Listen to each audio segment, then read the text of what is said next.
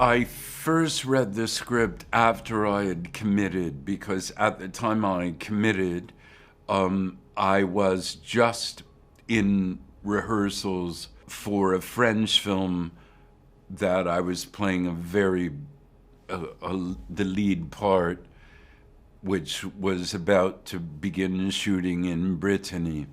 And I don't think I read a script until I was already a few weeks into that shooting, and probably only a couple of months before shooting started, because they were writing the scripts when they first spoke to me, they being Lorenzo Di Bonaventura, who produced, among many, many other things, several films that I was in, both of these action films called Red, and I was in one of his Transformers. I was in his film Deepwater Horizon, and I consider Lorenzo a friend and colleague, and I have a lot of respect and time for him. So when he asks me to do something, I'm usually interested and inclined to do it, because I've had a great time with Lorenzo always.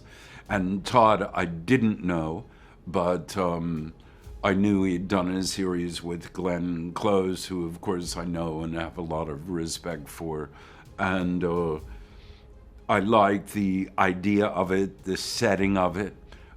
He told me who Lucien LeLong was, who I'd never heard of. And he told me what role, more or less, he would play, or hoped that he would play in the series. That's how I first committed to it. So I knew the very broad outlines only. So that my preparation really was studying the script and saying, I think we have to be careful here. I think based on my knowledge of this, that, or the other, whether it would be about France, where I of course have been for many, many years and had a house there for 30 years and worked a lot in the theater and in movies there, or about the fashion industry, which I've worked in for many years, and etc.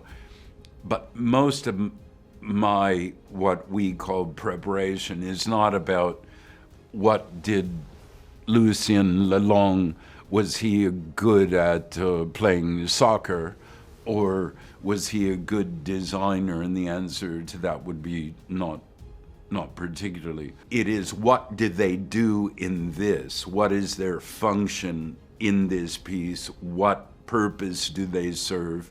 And are we executing that purpose correctly? And are we executing that function in a way that's compelling to the audience? In this piece, he's a friend to Dior. He is a boss to Dior.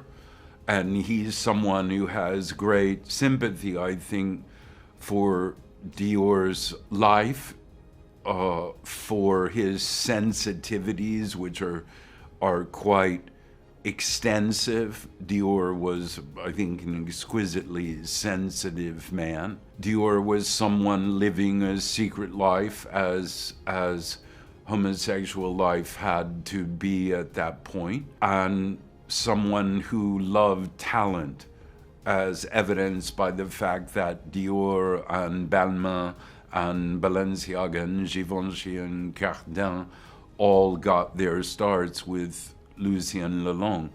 And so that's what I concentrate on.